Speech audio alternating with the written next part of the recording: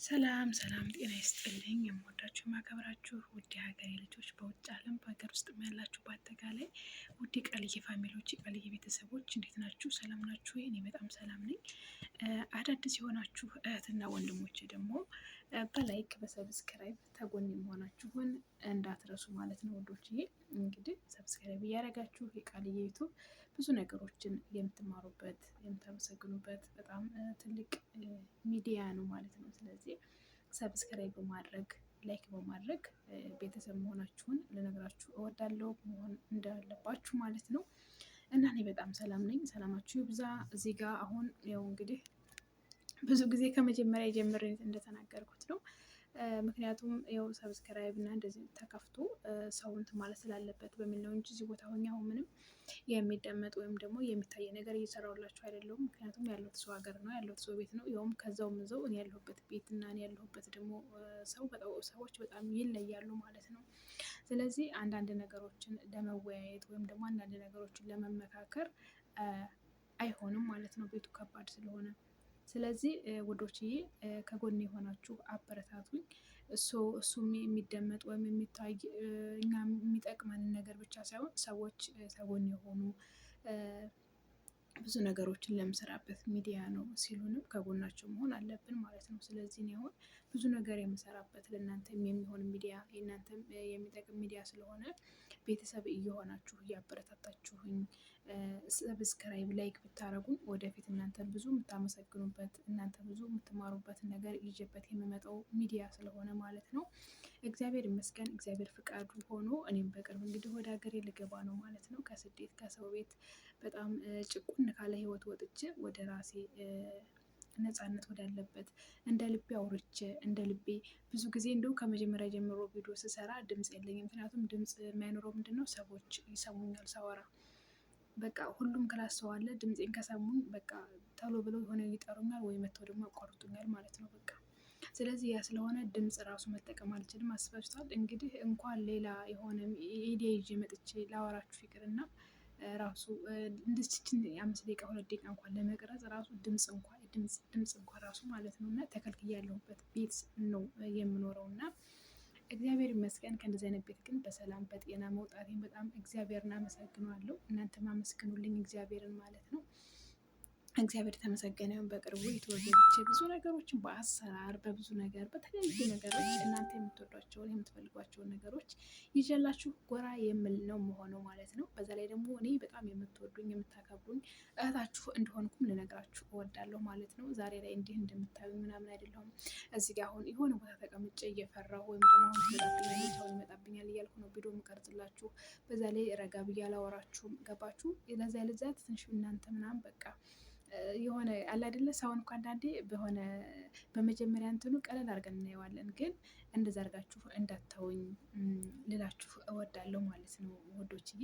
በተለይ በአረብ ሀገር ያላችሁትና ወንድሞች በደንብ ታውቁታላችሁ የሰውን ሀገር። ምናልባት ያላየ ሰው ነው የማይረዳ የማያውቅ ማለት ነው። እና እናንተ ትረዱኛላችሁ። ምክንያቱም ያሳለፈ ሰው ሊኖር ይችላል። ከባድ ነው። ሰው ቤት ስደት ከባድ ነው። በተለይ ደግሞ እንደዚህ እኔ እንዳለሁበት ቤት በጣም ከባድ ቤት በጣም ከባድ ነው። አንዳንድ ቦታ የራሳቸው ክላስ ስለሚኖራቸው ስራው ከባድ ቢሆንም ቢያንስ ክላሳቸው ገብተው በገቡ ሰዓት የፈለጉትን ነገር መስራት ቪዲዮ መቅረጽ ይችላሉ ማለት ነው። እኔ ግን የራሴም ክላስ ስለሌለኝ ለዛ ነው ትንሽ ጭቆ ነው የከበደኝ ይመስለኛል። እና እግዚአብሔር ይመስገን። ሆኖም ግን 2 ዓመት እንደምንም ጎበዝ ነኝ። በጣም አድናቂዎቼ በእውነት እንድታደንቁኝ እፈልጋለሁ። እንደምንም 2 ዓመቴን ጨርሼ ይኸው እንግዲህ ካለ ማረፊያ ክላስ ካለ ነፃነት በጣም ተጨቆኝ 2 ዓመት ጨርሼ ያው ወደ ሀገሬ ማለት ነው። ምን ሳይኖር ነው ስሬት የለም የሚባል አባባል አለ እና እላችኋለሁ የኔ ወዶች። ያው ቪዲዮ ራሱ የምቀርጽ የሆነ ቦታ እዚህ ላስተካክል የመጣው መስዬ ነው ቪዲዮ ራሱ የምቀርጽ ማለት ነው። እና የኔ ወዶች በእውነት እንድታበረታቱን ከጎኔ እንድትሆኑ ላይክ ሰብስክራይብ እያደረጋችሁ ቤተሰብ እንድትሆኑ እፈልጋለሁ ማለት ነው። እሺ እኔ አሁን ከስደት ወጥቼ የራሴን ህይወት የራሴን ስራ ይዤ የምመጣ ነው የሚሆነው ማለት ነው። ስለዚህ እግዚአብሔር ይመስገን በደስታ በሰላም በፍቅር በጣም በብዙ ነገር እንገናኛለን ብዬ ሙሉ ተስፋና እምነት አለኝ ማለት ነው ከእግዚአብሔር ጋር። የኔ ውዶች በእውነት እናንተም ጸሎት አድርጉልኝ። የልቤ መሻት ለሁላችንም ለእኔ ብቻ ሳይሆን ለሁላችንም የልባችን መሻት እግዚአብሔር እሱ ይፈጽምልን እላችኋለሁ ውዶችዬ። በእውነት እግዚአብሔር የተመሰገነ ይሁን። ብቻ ብዙ ነገሮችን አሳልፈን በቃ ብዙ ነገሮችን አሳልፈን የሆነ በቃ አለ አይደለ ብዙ ድካም ደክሞን የሆነ ደስታ ሲመጣ በጣም ደስ ይላል። በተለይ ያለፈበት ሰው እና በጣም 2 ዓመት በጣም ከባድ ጊዜ ነበር ያሳለፍኩት። ያው ግን አንዳንዴ እንዴት ነው ሁሌም የምታሳልፉትን ታይም ሁሌም በምንም ነገር ባልፍ እኔ እግዚአብሔርን ሳላመሰግን አልውልም እና በሚደርስብኝ ሁሉ በቃ ድካም፣ ስራ ጫና፣ የተለያየ ነገሮች እንደዚህ ቢደርስብኝም እግዚአብሔር ይመስገን ነገ ሌላ ቀን ነው ብዬ ስለምል ሁሉም ቀለል ብሎ 2 ዓመት አለቀልኝ ማለት ነው። እና እግዚአብሔር ይመስገን እንግዲህ በብዙ ነገሮች እንገናኛለን። እስክንገናኝ ግን ይኸው በቃ እንደዚህ 2 ቀንም 3 ቀንም 5 ቀንም 10 ቀንም ልቆይ ባለኝ ቆይታ እንደዚህ ቪዲዮ ስለቃቸው ቪዲዮዎችን ሸር እያደረጋችሁ ሰብስክራይብ እያደረጋችሁ ላይክ እያደረጋችሁ ከጎን የሆናችሁ እንድታበረታቱኝ እህት ወንድም እናት አባት እንድትሆኑኝ እፈልጋለሁ ማለት ነው። እኔ እንድትረዱኝ የምፈልገው ሰብስክራይብ እና ላይክ ኮሜንት ሸር በማድረግ እንድትተባበሩኝ ነው የምፈልገው ማለት ነው። እሺ የኔ ውዶች እና እግዚአብሔር ይመስገን እላችኋለሁኝ። እግዚአብሔር ተመሰገነ ይሁን። ሁላችንም አዳዲስ የሆናችሁ ደግሞ እህቶችና ወንድሞች ማለት ነው ሰብስክራይብ መደራረግ መደማመር እንችላለን ማለት ነው። እሺ በታማኝነት እኔ ደምሬው መልሽ ብላችሁኝ ያልመለስኩት አይኖረኝም። ምናልባት ብዙ ሲሆን አንዳንዴ ቀን አሳድረውና በበነጋው እደምርላችኋለሁ ማለት ነው።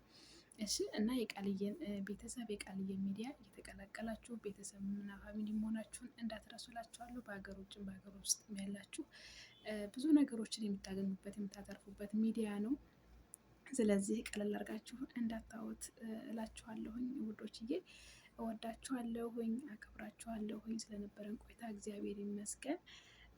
መልካም ምሽት ነው የሚባለው አይደል? አዎ መልካም ምሽት ይሆንልን ለሁላችንም እላችኋለሁኝ። በእውነት አሁን ላይ ጊዜያችንን ተጠቅመን ሰዓታችን እድሜያችንን ተጠቅመን እድሜ በጣም ከባድ ነው። እድሜ በጣም ከባድ ነው። ስለዚህ ሁሉም ነገር ካልተጠቀምንበት ይበላሻል። ሁሉም ነገር ካልተጠቀምንበት ይቃጠላል። ሁሉም ነገር ካልተጠቀምንበት ከባድ ነው ያልፋል። እና በእድሜያችን በወጣትነታችን በጊዜያችን ተሎ ብለን መስራት የምንፈልገውን መሆን የምንፈልገውን ነገር ሰርተን በቃ ተሎ ብለን የምንፈልገው ደረጃ መድረስ ነው ያለብን። ምክንያቱም በማይሆን ነገር ጊዜያችንን ማቃጠል የለብንም። በቃ ለእኛ ምንም ነገር ሊጠቅመን ወይም ልንማርበት ወይም ልናተርፍበት የማንችለው ነገር ላይ ጊዜያችንን ማዋል የለብንም ማለት ነው። ስለዚህ በምንፈልገው ስራ በምንፈልገው ነገር ላይ ተሰማርተን ህይወታችንን መቀየር ነው ያለብን ማለት ነው። ስለዚህ በስደት ያላችሁትና ወንድሞች በሀገር ውስጥም ያላችሁ በአጠቃላይ ማለት ነው የራሳችንን ነገር በዚህ በአንደኛው ክፍለ ዘመን ራሳችንን በቃ መለወጥ ነው ያለብን እንጂ በጣም ተስፋ በመቁረጥ የሆነ በቃ በድካም ስሜት በተለያዩ ስሜቶች ራሳችንን እንትን ማለት የለብንም። ምክንያቱም አሁን በዚህ ጉዳይ ራሱ በጣም ወደፊት ብዙ ነገር እሰራላችኋለሁ። እኔ ስደት ላይም ስላሳለፍኩት ከስደትም በፊት የነበረኝን ህይወት እያንዳንዱን ነገር በጣም ሌሎች ሊማሩበት ስለሚችሉ ሊያበረታቸው ስለሚችል ብዙ ነገሮችን ይዤላችሁ መጣ ነው የሚሆነው ባይ ዘ ዌይ ማለት ነው። ግን አሁን አንዳንድ ልጆችን ስለማይ ምናምን ነው እንደዚህ በስደት ላይ ሆነው በሀገር ውስጥ ሆኖ አንዳንድ ልጆችን ስለማይ ነው ማለት ነው። እና ለእነሱም ብርታት ይሆናል ትምህርት ይሆናል በሚል ብዙ ነገሮችን ይዤ የመጣበት ሚዲያ ነው የሚሆነው። እወዳችኋለሁ አከብራችኋለሁ። በሌላ እስክንገናኝ ሰላም ሁኑልኝ ውድ የቃልዬ ፋሚሊዎች የቃልዬ ቤተሰቦች እወዳችኋለሁ። በያላችሁበት በዓለም ዳርቻ ሰላም ሁኑልኝ። የምትወዱት የምትፈልጉት መልካም ነገር ሁሉ ይሳካላችሁ ይሆንላችሁ። ሰላም እና ጤና እመኝላችኋለሁ። እስክንገናኝ ባይ ሰላም